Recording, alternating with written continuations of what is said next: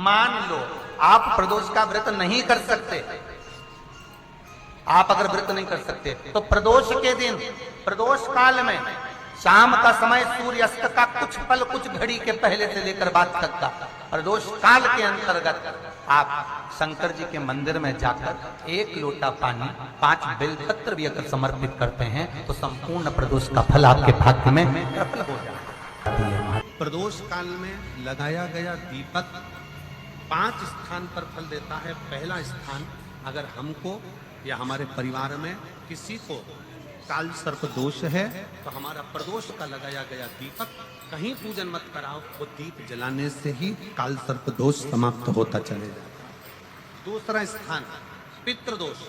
अगर किसी ने कह दिया कि तेरे घर में पितृदोष है, तेरे घर में, कई लोग बता देते हैं कि तुम्हारे घर में, कई माताएं पूछती हैं मेरे घर में बेटा नहीं, मेरे घर में 3 बेटी हो गई, 4 बेटी हो गई, 5 बेटी हो गई, बेटा नहीं है, बेटा नहीं, तो किसी ने कह दिया पितृदोष है। अब तुम शंकर जी की पूजन कर रहे हो, शंकर जी पे जल चढ़ा रहे हो, शिव की स्तुति कर रहे हो, तो किसी किसी के यहाँ 3 बेटियों के बाद, 4 बेटियों के बाद, एक माता ने तो लिखा है कि उसके यहाँ 2008 में उसके घर में लड़की ने जन्म लिया था, या 2008 में उसके घर में बच्चे ने जन्म लिया था, लड़की। उसके बाद फिर लड़की ने जन्म लिया और उसके बाद उसके घर में कोई पुत्र का योग नहीं बना। तब उसने प्रदोष के समय पर शाम को दिया लगाना प्रारंभ करा और 2008 में बच्ची जन्मी थी और अब 2024 में उसके घर में लड़के ने जन्म लिया। कि प्रदोष काल का लगाया गया दीपक, प्रदोष काल, प्रदोष के दिन, प्रदोष काल का जो दीपदान होता है वो सरल नहीं होता, वो सहज नहीं होता, 5 स्थान की पूर्ति करता है। पहला स्थान किस चीज के लिए? काल सर्पदोष के लिए। दूसरा पितृदोष। कैसा भी तुम्हें कोई पितृदोष बता दे, कितना भी तुमसे कोई कह दे कि तेरे घर में पितृ का दोष है, तेरे घर में ये दोष है, अगर आप प्रदोष के दिन, प्रदोष काल में अर्थात सूर्य अस्त के समय के 2:45 तक का जो समय होता है, 2 घंटे के समय का, उसके अंतर्गत अगर आप प्रदोष काल के समय में भगवान शंकर को दीप लगाने के लिए अगर पहुंचे हो तो वो आपको फल देगा ही, पितृदोष का निवारण होगा ही। चाहे तुम कुछ करो चाहे मत करो, वो पितृ की शांति करा दे। दूसरे नंबर पर है पितृदोष। तीसरे नंबर पर है वास्तु दोष। हमारे घर का, अब एक बहुत सावधानी से श्रवण करने वाला विषय है, वंश की वृद्धि नहीं। 30 वर्ष शादी के हो गए, 40 वर्ष शादी के हो गए और औलाद है ही नहीं। डॉक्टर ने भी हाथ नीचे कर दी, टेस्ट पे भी करवाया, IVF करवाया, सब कुछ तुमने करवा लिया, तो भी औलाद नहीं। तब आखिरी में एक काम चालू करो, प्रदोष का दिन दोनों पति पत्नी व्रत चालू कर दो प्रदोष का, और प्रदोष काल में शाम के समय जाकर एक ही दिए में 2 लंबी बाती जानते हो ना, रुई की लंबी कपास की बाती 2, और दोनों बाती एक ही दिए में रखकर पति पत्नी दोनों उसको प्रज्वलित करना प्रारंभ करें, बाबा संतान देकर ही रहेगा। दीप की जो बाती में अंतर आ जाता है, एक गोल बाती में और लंबी बाती में अंतर आता है, बहुत अंतर आता है। पितरों के लिए गोल बाती का प्रयोग बहुत कम होता है हमारा, देवी जी के लिए, माता रानी के लिए, जगत जननी के लिए गोल बाती का प्रयोग बहुत कम होता है हमारा, ध्यान रखिएगा। एक पितृ के लिए, एक जगत जननी जगदम्बा दुर्गा भवानी के लिए गोल बाती का प्रयोग कम होता है, लंबी बाती का प्रयोग ज्यादा। क्यों? क्योंकि हमारे घर के कुल देवी और हमारे घर के पितर हमारे वंश की वृद्धि करें, इसलिए लंबी बाती रखी जाती है, जिससे हमारा वंश बहुत लंबा चले, बहुत उन्नति की ओर बढ़े, इसलिए लंबी बाती। शिव महापुराण की कथा कहती है 5 जगह पर हमारा जलाया गया एक दीप जो प्रदोष के दिन, प्रदोष काल में लगाया जाता है, 5 जगह पर भारी पड़ता है। पहले नंबर पर जम के बोलते जाओ, काल सर्पदोष। दूसरे नंबर पर पितृदोष। तीसरे नंबर पर घर का वास्तु दोष। हमारे घर में कितना भी वास्तु दोष है, कोई ने कह दिया यहाँ बाथरूम नहीं बनना थी, यहाँ पर शौचालय नहीं बनना था, यहाँ सीढ़ी नहीं बनना थी, वो सीढ़ी वहां बनना थी, ये सीढ़ी वहां बनना थी।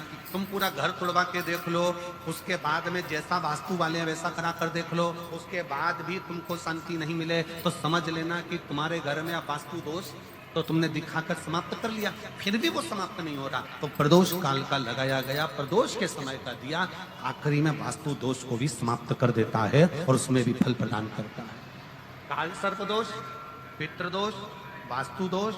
चौथे नंबर पर 1 रुपया कमाया, 1.25 रुपये खर्च हुआ, पैसा आया, गया। ये चौथे नंबर का व्यापार में थोड़े दिन दुकान अच्छी चली, थोड़े दिन बैठ गए, थोड़े दिन काम चला, थोड़े दिन बैठ गए, गाड़ी चली, थोड़े दिन फिर बैठ गए, अर्थात हमारी फैक्ट्री थोड़े दिन चली फिर बैठ गए, कहीं ना कहीं तकलीफ, थोड़े दिन खाते थोड़े दिन रोते वाला चल रहा है। तो प्रदोष काल का, प्रदोष के समय का दिया इस दुख को समाप्त कर कर रेगुलर एक जैसी सांझी, एक जैसी लक्ष्मी की वृद्धि करते चले प्रदोष। और 5वें नंबर का प्रदोष काल का दिया, प्रदोष समय का दिया 5वें नंबर पर रोग का निवारण, रोग निवारण। ये 5 स्थान जो बताए गए हैं प्रदोष काल के दिन, प्रदोष के दिन दीप प्रज्वलन। प्रदोष व्रत का इतना महत्व है महाराज। ये प्रदोष व्रत होता क्या है, प्रदोष व्रत का महत्व क्या है? शिव महापुराण की कथा कहती है शंकर भगवान का प्रदोष का व्रत, अर्थात चंद्रदेव को जो क्षय रोग हो गया, बीमार पड़ गए, शरीर गलकर नीचे गिरने लगा, तब देव ऋषि नारद ने भगवान चंद्र को शंकर भगवान के पूजन का विधान बताया। और पूजन करते करते त्रयोदशी तिथि आ गई, जिस त्रयोदशी के दिन चंद्रदेव ने सुबह से शाम तक कुछ नहीं खाया।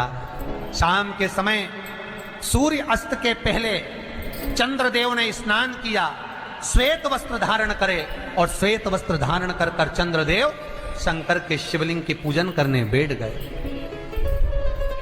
शंकर भगवान के शिवलिंग के पूजन जब चंद्रदेव ने करी, हाथ में अक्षत लेकर चंद्रदेव ने शंकर को समर्पित करे, ओम उमापति नमः कहकर जब चंद्रदेव ने शिव को समर्पित करे, भगवान शंकर त्रयोदशी के दिन प्रदोष समय में, प्रदोष काल में प्रकट हो गए और प्रकट होकर बोले, हे चंद्र, तुमने आज मेरा अनुरोधन किया है, आज मेरा स्मरण किया है, जाओ आज त्रयोदशी के दिन प्रदोष काल में मैं तुम्हारे शरीर को स्वस्थ करता हूं।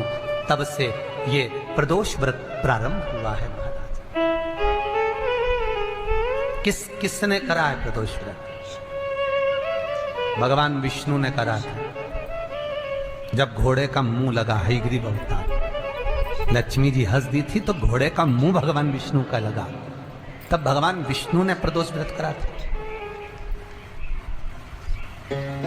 भगवान प्रदोष व्रत 11, 26 अवश्य करना चाहिए, या तो 11 करो या 26 करो, करना चाहिए। प्रदोष कोई साधारण सा व्रत नहीं है, प्रदोष कोई निम्नता व्रत नहीं है, सहजता का। एक एक प्रदोष का महत्व शास्त्र वर्णन करता, शिव महापुराण कहती है एक एक प्रदोष का महत्व, एक एक प्रदोष। सोमवार की अगर प्रदोष पड़ती है, बहुत ध्यान से सुनना महाराज, सोमवार की प्रदोष पड़ती है तो शंकर भगवान कैलाश पर निवास करते हैं। मंगलवार की प्रदोष पड़ती है तो शिव काशी में निवास करते हैं। बुधवार की प्रदोष पड़ती है तो शिव रजत भवन में निवास करते हैं। गुरुवार की प्रदोष पड़ती है तो शिव गंगा के स्थल पर निवास करते हैं। शुक्रवार की अगर प्रदोष पड़ती है तो शिव नीलकंठ पर विराजमान होते हैं। शनिवार की अगर प्रदोष पड़ती है तो शिव शमी के वृक्ष के नीचे रहते हैं। और रविवार की जब प्रदोष पड़ती है तो शिव बेलपत्र के पेड़ के नीचे निवास करते हैं। महाराज, ये एकादशी शंकर से कह रही है कि आपका स्थान ये नहीं कि आप कैलाश पर मिले, उस बार को, उस तिथि के दिन, उस अनुकूल। हमारे यहाँ कहते हैं सोमवार की जो प्रदोष पड़ती है वो इच्छा पूर्ति करती है, मंगलवार की प्रदोष रोग से मुक्ति देती है, बुधवार की प्रदोष कामना की पूर्ति करती है, गुरुवार की प्रदोष शत्रुओं का नाश करती है, शुक्रवार की प्रदोष सुख और शांति देती है, शनिवार की प्रदोष संतान का सुख देती है, और रविवार की प्रदोष जो काम दुनिया में कोई नहीं कर सकता वो अचूक फल की प्राप्ति रविवार की प्रदोष करा देती है। महाराज, ऐसी प्रदोषों का नियम वर्णन किया चाहिए। भगवान कहते ठीक है, तू थोड़ी देर खड़ी हो। एकादशी सम्मुख खड़ी हुई, पार्वती जी ने जिस अंगुष्ठ का जल पीने के लिए लिया था हाथ में, बस पीने ही वाली थी, शंकर भगवान ने वही हाथ में जल लेकर एकादशी के हाथ में उसको देकर कहा, ले, ये मेरे द्वारा निर्मित एक व्रत है जिसे त्रयोदशी के दिन तूने मांगा है, मैं तुझे देता हूँ। आज इस व्रत का फल मैं तुझे प्रदान करता हूँ। अब तू जिस जीवात्मा को लेकर जाएगी उसका पाप प्रबल नहीं होगा। किसी स्त्री, पुरुष, बालक, बुजुर्ग जो भी होगा जिसने प्रदोष का व्रत करा होगा, वो जीवात्मा को तू किसी फल की कामना से नहीं, स्वतः ही लेकर चली जाएगी। उसमें कोई कामना नहीं है। बन सके जीवन में 11 प्रदोष या 26 प्रदोष करने के बाद आप उसका उद्यापन कर कर विराम भी दे सकते। पर जीवन में एक बार प्रदोष का व्रत मौका मिले, जिस कामना से जिस दिन का भाव आपके मन में आए कि मुझे रोग से मुक्ति पाना है तो ये प्रदोष मुझे करना है, मैं और रोग मुक्ति के लिए हम मंगल जो भी आपके मन में आ रहा है, संतान प्राप्ति के लिए शनिचरी प्रदोष आप उसका स्मरण। फिर लिखा शिव महापुराण में, बड़ा सुंदर लिखा वेदव्यास जी ने, मान लो आप प्रदोष व्रत नहीं कर सकते, आप अगर व्रत नहीं कर सकते तो प्रदोष के दिन, प्रदोष काल में शाम का समय सूर्य अस्त का कुछ पल कुछ घड़ी के पहले से लेकर बाद तक का प्रदोष काल के अंतर्गत आप शंकर जी के मंदिर में जाकर 1 लोटा पानी 5 बेलपत्र भी अगर समर्पित करते हैं तो संपूर्ण प्रदोष का फल आपके भाग्य में सफल हो जाए। शिव महापुराण में इसका लड़की को मंगल है, गुरुजी लड़के को मंगल है, क्या करा जाए? कुछ मत करो। प्रदोष के व्रतों में वर्णन किया गया है कि रवि का प्रदोष, भौम का प्रदोष, मंगल का प्रदोष, बुध का प्रदोष, गुरु का प्रदोष, शुक्र का प्रदोष, शनि का प्रदोष। जो प्रदोष पढ़ते हैं पूरे महीनों में, पूरे वर्ष में मंगल का प्रदोष निकाल कर रख लो कि मंगल का प्रदोष इस दिन पड़ रहा है, मंगल की त्रयोदशी तिथि पड़ रही है, प्रदोष व्रत मंगलवार का पड़ रहा है। और जिन लड़का लड़की को मंगल होते हैं, जिन कन्या और वर को मंगल होते हैं, केवल शंकर भगवान के मंदिर में जाकर चौमुखी दिया, 4 बत्ती का दिया आटे का, उसमें घी डालकर लड़की शंकर भगवान के मंदिर में मात्र 7 बार शंकर पे से उतार कर 3 बार स्वतः उतार कर शिव के मंदिर में रख देती है, उसका मंगल आड़े आता ही नहीं है, मंगल नहीं आता सामने। मंगल प्रदोष व्रत का इतना महत्व है महाराज। एक बात बहुत अच्छे से समझ लीजिए, जिसके घर में क्लेश होता हो, अशांति रहती हो, क्लेश रहता हो, या छोटी छोटी बात पर विवाद चालू हो जाता हो, या पति पत्नी में, परिवार में, सास बहू आदि में कहीं ना कहीं कुछ अगर विवाद रहता हो, ऐसा बेलपत्री की डंडी रहती है ना, बहुत ध्यान दीजिएगा महाराज। श्राद्ध पक्ष की कथा चल रही है, शिव महापुराण आज विराम की ओर है, ध्यान दीजिएगा। जैसे ये बेलपत्री की जो डंडी होती है, डंडी का जो भाग होता है बेलपत्री की, ऐसा बेलपत्री की 7 भाग ले लो, मतलब बेलपत्री 7 ले लीजिए। 7 बेलपत्र लेकर कच्चा जो सूत होता है ना, कच्चा सूत जो जानते हो पेड़ पौधे में माता लपेटती हैं, धागा जो होता है ना सफेद कलर का कच्चा धागा, जो बड़ में, पीपल में और आंवला आदि में लपेटा जाता है, कच्चा सूत, उसको शंकर भगवान और माता पार्वती का स्मरण कर कर नंदी के, जो नंदी होता है, नंदी के राइट भाग में, नंदी का एक पांव ऊंचा होता है, आपने देखा होगा आगे का पांव ऊंचा होता है, बैठते समय नंदी का एक पांव ऊंचा, एक पांव नीचे की हो जाता है। तो नंदी का जहां पांव ऊंचा है उस ऊंचे पांव के पास में बैठना है। कच्चे सूत पर उस बेलपत्री के जो 7 गुच्छ हैं, 7 जो बेलपत्री के भाग हैं, 7 बेलपत्री हैं, उसको अपना नाम गोत्र स्मरण कर कर उस कच्चे सूत को लपेटना। महाराज लाल कलर का चंदन उस बेलपत्री के पत्ते में जो अग्रभाग होता है, सबसे आगे का भाग, 7 में लाल चंदन लगाना है।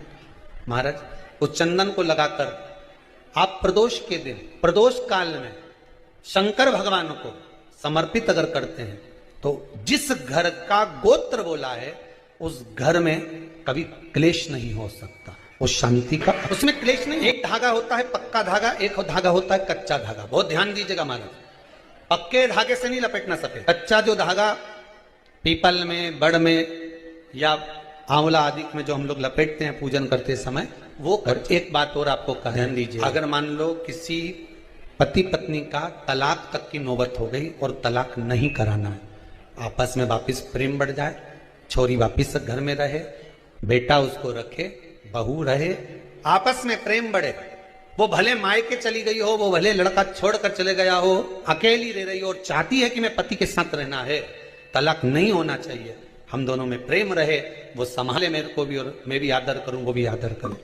तो मेरा निवेदन है, कच्चा जो सूत होता है, कच्चा जो धागा होता है, नंदी के ठीक पीछे बैठकर कोई साथ में आपके परिवार का कोई व्यक्ति चले जाए और हस्तकमल को जिसको अपने परिवार में वापिस रहना है, उस स्त्री हो या पुरुष हो, दोनों में से कोई भी नंदी के पीछे बैठकर सोमवार की जिस दिन अष्टमी पड़े उस दिन नंदी के पीछे बैठकर हाथ को ऐसा बंद करना है, हाथ में एक बेलपत्री रखना है, बंद कर 7 बार उस हाथ पर कच्चा सूत लपेट देना है, उस सूत को वापस निकाल लेना है।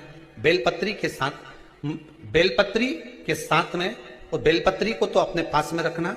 सबसे पहले माता पार्वती का जो हस्तकमल ऐसा होता है शिव मंदिर में, उस हस्तकमल में वो सूत जो आपके हाथ से निकला है वो उसमें डाल देना है, माँ जगत जननी से प्रार्थना कर कर। और जो बेलपत्री आपने संबंध को जोड़ने के लिए अपने हाथ में ली है वो शंकर भगवान के कटी भाग में, फिर निवेदन करूंगा कटी भाग को समझ, ये शिवलिंग रखा है जहां पर शंकर भगवान का शिवलिंग, माता पार्वती जी के हस्त कमल पर जो शिवलिंग रखा है ये भाग कटी भाग कहलाता है। इस जगह पर जहां शंकर और पार्वती का मिलन हुआ है उस जगह पर उस बेलपत्री को रख देना है। महाराज ज्यादा से ज्यादा 3-4 महीने लगते हैं, दोनों में वापस प्रेम बढ़ जाता है, दोनों एक हो जाते हैं। तलाक तक बात चल भी रही हो तो वो तलाक समाप्त हो जाता है, प्रेम करुणा आसक्ति स्नेह बढ़ जाता है। संबंध टूटने की कतार पर एक बार माता पार्वती को समर्पित तो करो अपना संबंध कि मां अब तुझे नहीं भाना।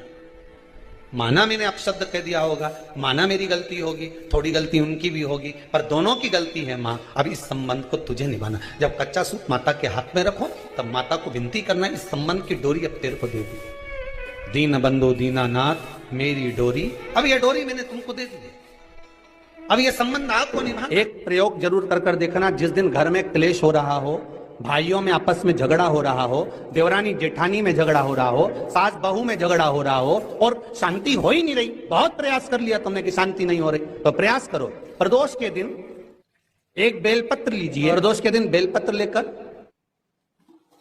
अपना जो परिंडा होता है, परिंडा जानते हो, मटका हंडा जहां पानी भरते हो, पितरों का स्थान, उस परिंडे को बेलपत्र छुआकर उस बेलपत्र को शंकर भगवान के ऊपर जो जलाधारी होती है उस जलाधारी में इस डंडी को अपने घर का नाम गोत्र बोलकर उसको डाल दिया जाता है। 1 लोटे पानी में थोड़ा सा शहद मिलाकर उस जलाधारी में भगवान शंकर का भृंगेश्वर नाम लेकर चढ़ा दिया जाता है। शिव जी को चढ़ाया हुआ जल उस बेलपत्र को चढ़ाकर जाइए, कितना भी तेज झगड़ा हो रहा होगा मात्र 10 मिनट के अंदर एकदम शांत हो जाता है, झगड़ा रह ही नहीं पाता। इतना भी झगड़ा हो रहा मात्र 10 मिनट, 15 मिनट से ज्यादा नहीं टिक सकता। पत्र खाओगे शंकर जी के मंदिर की तो मुख में जीवान छार हो जाती है, बोलो सही। प्रतिदिन बेलपत्र खाओगे शंकर मंदिर की तो मुख में कई बार छाले भी पड़ जाते हैं, सत्य है कि गलत? शिव महापुराण की कथा कहती है अति सर्वस्व वर्जते।